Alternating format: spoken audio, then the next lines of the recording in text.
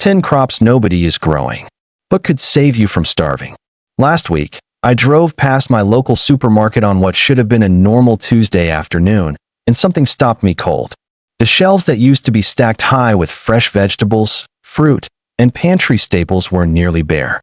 Not because of a holiday rush, not because of a sale, but just because the supply simply wasn't there. I stood in that aisle for a moment, looking at empty shelf after empty shelf, and it hit me harder than I expected. If this is what things look like now, what happens when things actually get serious? That moment sent me straight back to my garden, because the truth is, most of us are one supply chain hiccup away from real food stress. And the worst part is, most home gardeners are growing the same 5 or 6 crops everyone else is growing, leaving a whole world of incredibly powerful, high-yield, nutrient-dense crops completely untouched.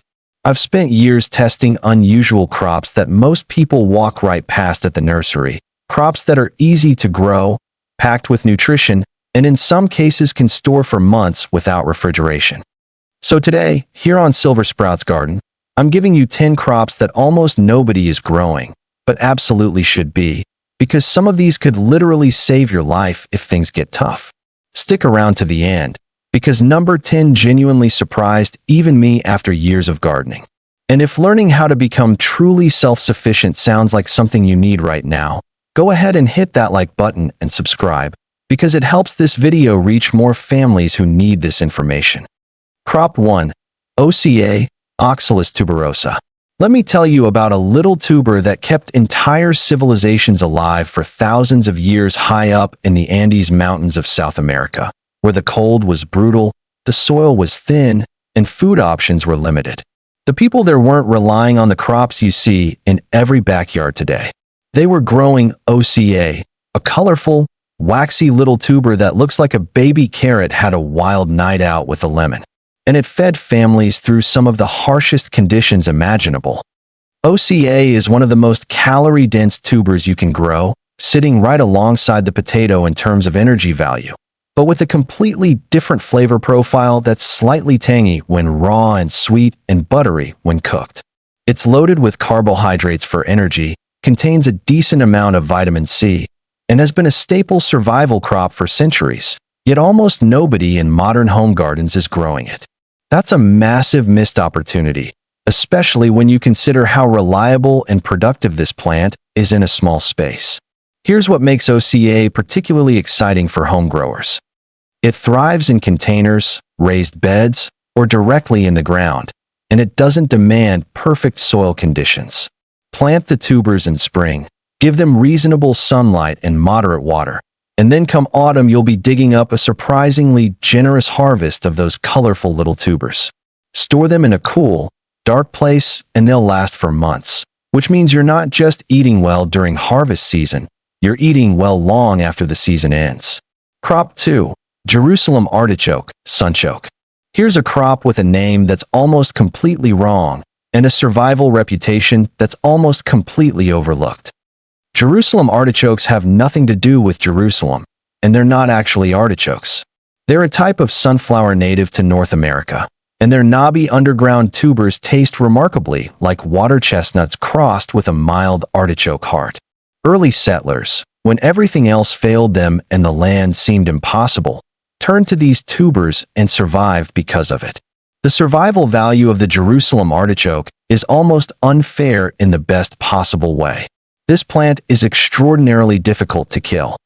Once established, it comes back year after year from tubers left in the ground, essentially giving you a self-replenishing food source that asks almost nothing of you in return. It tolerates poor soil, drought conditions, frost, and general neglect in a way that most garden crops simply cannot.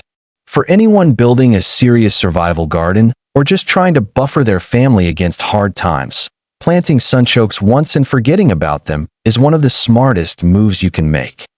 Nutritionally, Jerusalem artichokes are rich in inulin, a type of dietary fiber that feeds beneficial gut bacteria and supports digestive health, which matters enormously when your diet might otherwise become limited. They also provide a solid hit of iron, potassium, and B vitamins. Plant them in spring, let them do their thing, harvest in autumn and winter, and leave some tubers in the ground so the cycle continues next year. Just give them space because these plants love to spread, and a little patch today could become your most productive garden bed within a season or two. Crop 3. Amaranth, leaves plus grain. The Aztecs called it the grain of the gods, and Spanish conquistadors were so threatened by its cultural and nutritional power that they actually banned its cultivation. Think about that for a second. A plant so important, so valuable to human survival and culture, that a conquering army felt the need to outlaw it. That alone should tell you everything about why amaranth deserves a serious spot in your survival garden. Amaranth is genuinely 2 crops in one, which makes it an extraordinary use of garden space.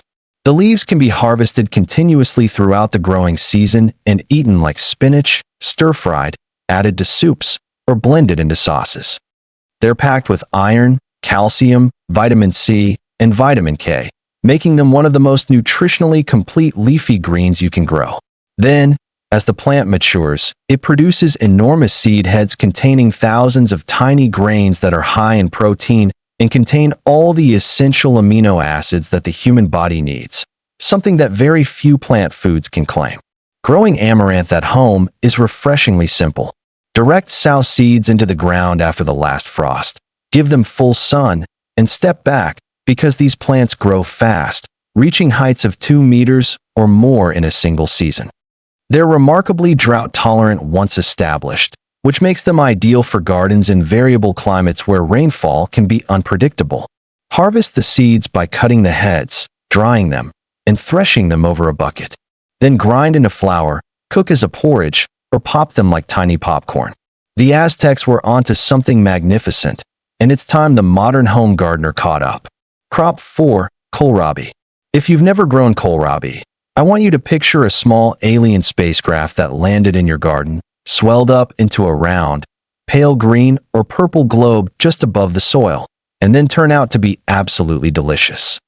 That's essentially what kohlrabi looks like, and it's probably the main reason most gardeners walk straight past it at the nursery without giving it a second glance. But that would be a big mistake, because this overlooked vegetable is one of the fastest maturing, most compact, and nutritionally impressive crops you can grow. Kohlrabi is a member of the Brassica family, closely related to cabbage and broccoli, but it has a milder, sweeter flavor that works raw in salads, roasted in the oven, or thinly sliced into a slaw. It's packed with vitamin C, potassium, and fiber, and it matures in as little as 6 weeks from transplant, which is remarkable. In survival terms, that speed matters enormously. If you're trying to put food on the table quickly or succession plant to keep a continuous harvest coming, kohlrabi is one of the fastest ways to get there. The compact growing habit of kohlrabi makes it perfect for small gardens, raised beds, or even large containers on a balcony. It doesn't sprawl, it doesn't climb, and it doesn't need staking. You plant it, you water it, and 6 weeks later you're harvesting. It also handles cooler temperatures well, so you can push your growing season into autumn and even early winter in many climates, giving you fresh food during the months when most garden crops have long since finished. Underrated, underused, and ridiculously easy to grow, kohlrabi deserves a permanent spot in every survival garden. Crop 5. Taro, Colocasia esculenta. Long before potatoes became the world's most popular starchy staple, taro was feeding civilizations across Asia, Africa, and the Pacific Islands. It's one of the oldest cultivated crops on the planet, with a history stretching back over 10,000 years, and it has sustained entire island populations through periods when trading, fishing, and other food sources were simply unavailable. If potatoes ever fail you, and history has shown that they absolutely can, taro is the backup plan you didn't know you needed. Taro produces large, starchy corms underground that are similar in texture to potato, but with a slightly nuttier, earthier flavor. They can be boiled, roasted, mashed, or dried and ground into flour for bread and flatbreads. The leaves are also edible when cooked properly, which essentially gives you 2 nutritious food sources from a single plant. The corms store remarkably well in a cool, dry environment, making taro an excellent long-term food source rather than just a seasonal harvest you race to eat before it spoils. One of taro's greatest strengths as a survival crop is its versatility in growing conditions. It actually thrives in wet, boggy ground where most other crops would rot and die, making it an ideal plant for low-lying garden areas or spots with poor drainage that you've written off as useless. It grows well in full sun or partial shade, tolerates high humidity, and produces reliably in tropical and subtropical climates. It does require patience, taking several months to mature, but the reward is a generous and long-lasting harvest that can form the caloric backbone of your food supply in an emergency. So we're halfway through, and I want to stop here for just a moment, because I'm genuinely curious about your garden. Which of these first 5 crops would you actually plant first? Maybe you're already growing one of them, and you've got a story to share, or maybe one of them completely surprised you, and you're already thinking about where it would fit in your garden. Drop it in the comments below, and subscribe, because I read every single one, and your experience might be exactly what another viewer needs to hear to take that first step toward a more self-sufficient life. Crop 6. Sea Kale, Cram Marittima. There's a leafy perennial growing along the coastal cliffs of Europe that almost nobody outside of a handful of dedicated heirloom gardeners has ever heard of, and it might just be one of the most self-sufficient plants you could ever put in your garden. Sea kale has been growing wild along the rocky shores of Britain and northern Europe for thousands of years, surviving salt spray, battering winds, poor sandy soils, and everything that coastal weather throws at it. If that doesn't tell you something about its toughness, I don't know what will. What makes sea kale extraordinary in a survival context is that it's a perennial, meaning you plant it once, and it comes back year after year for decades without replanting. The blanched young shoots that emerge in early spring are the part you eat, and they have a delicate, nutty flavor that tastes somewhere between asparagus and cauliflower. These shoots are rich in vitamin C, calcium, and various phytonutrients that support immune function and bone health. During the 18th and 19th centuries, sea kale was actually considered a delicacy among wealthy British households, which makes its current obscurity even more baffling.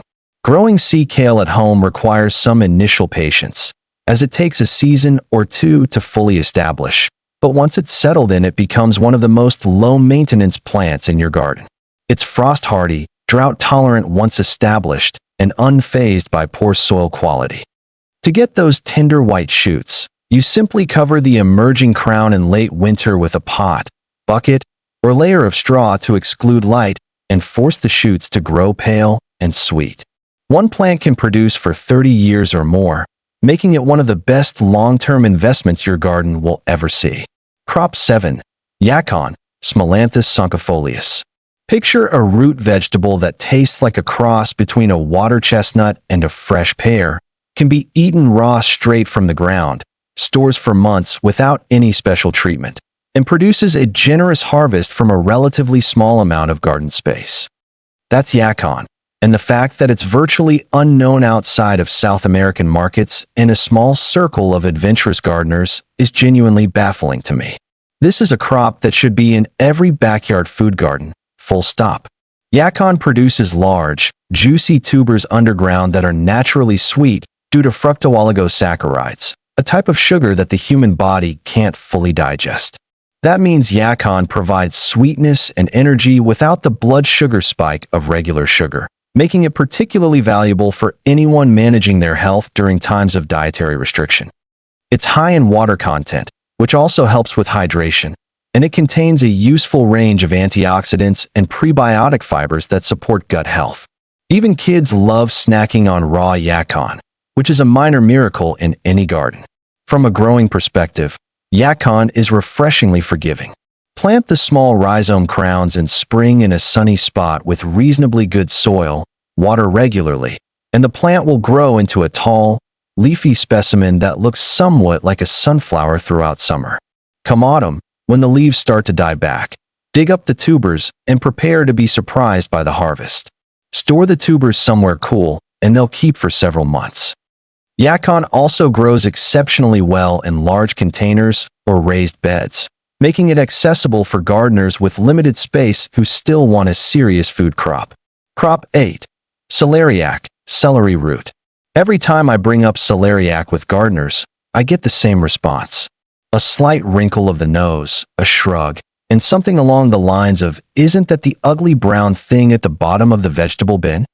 And yes, admittedly, celeriac is not going to win any beauty contests. It looks like a brain that decided to take up root vegetable hobbies.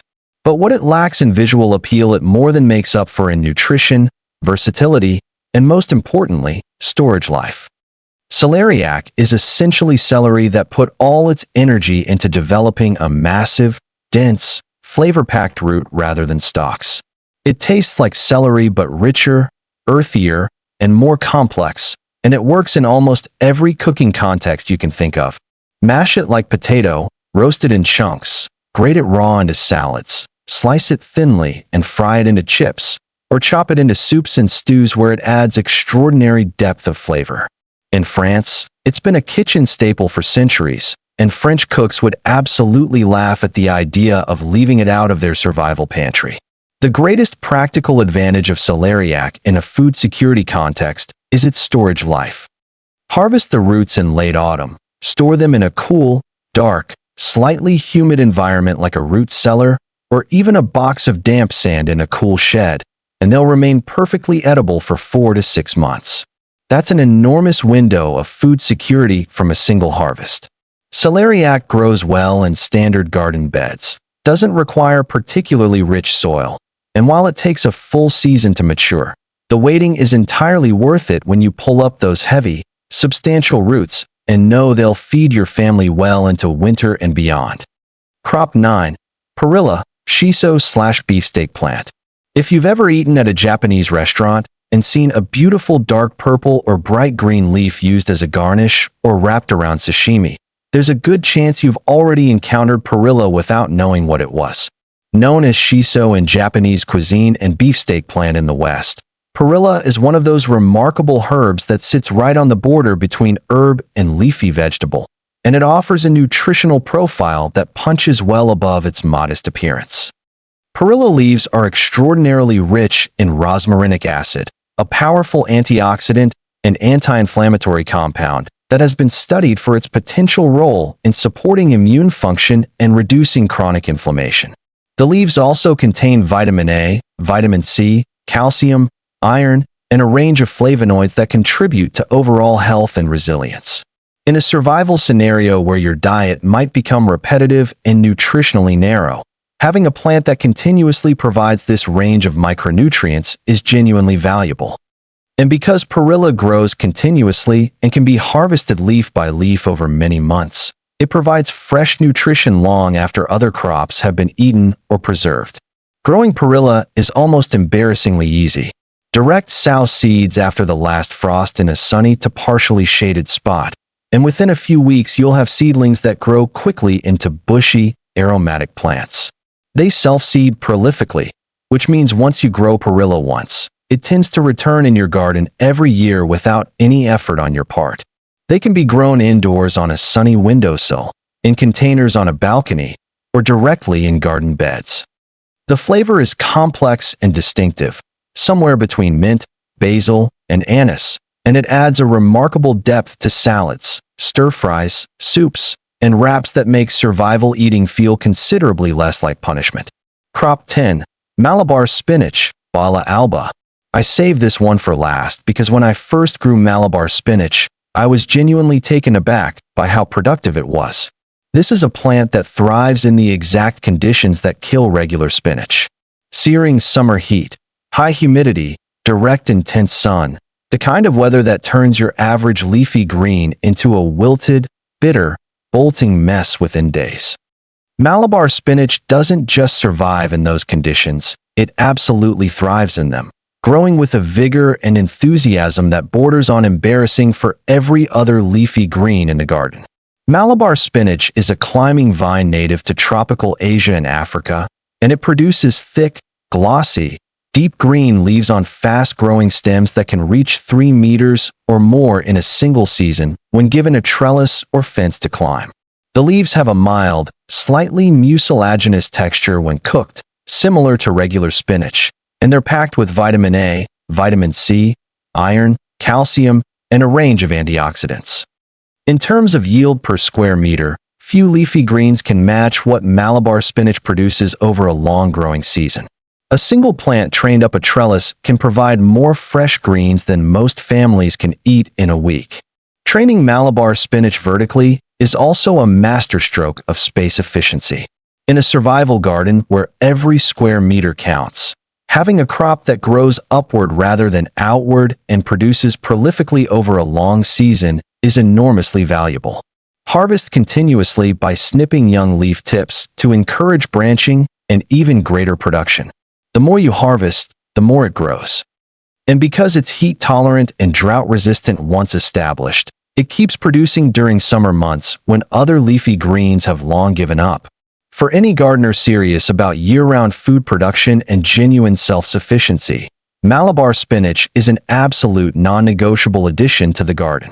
Last week, standing in that nearly empty supermarket aisle, I felt something shift in my thinking. Not panic, not anxiety, but a kind of quiet determination. Because the truth is, every single one of these 10 crops can be growing in your garden right now, providing your family with real, nutritious, reliable food that no supply chain disruption can take away from you. You don't need a farm, you don't need expensive equipment, and you don't need to overhaul your entire yard. You just need to start with one or two of these crops and build from there. By growing even a handful of these overlooked plants, you're doing something far more powerful than just saving money on your grocery bill. You're creating a genuine lifeline for your family, a buffer against uncertainty, and a level of independence that feels more and more important with every passing year. And honestly, you won't even miss that supermarket. Once you taste a freshly harvested Yacon straight from the ground, or cook up a bowl of amaranth leaves with garlic and olive oil, you'll wonder why you ever relied on a shelf in the first place. Here on Silver Sprouts Garden, this is exactly what we're about: practical, real-world growing for people who want to take control of their own food supply. If you found today's video useful, please share it with someone who needs to hear it, because the more people who know about these crops, the stronger and more resilient our communities become. Subscribe to Silver Sprouts Garden so you don't miss what's coming next, and drop a comment below telling me which of these 10 crops you're going to plant first. I'll be down there reading every single one. Thanks for watching, stay growing, and I'll see you in the next video.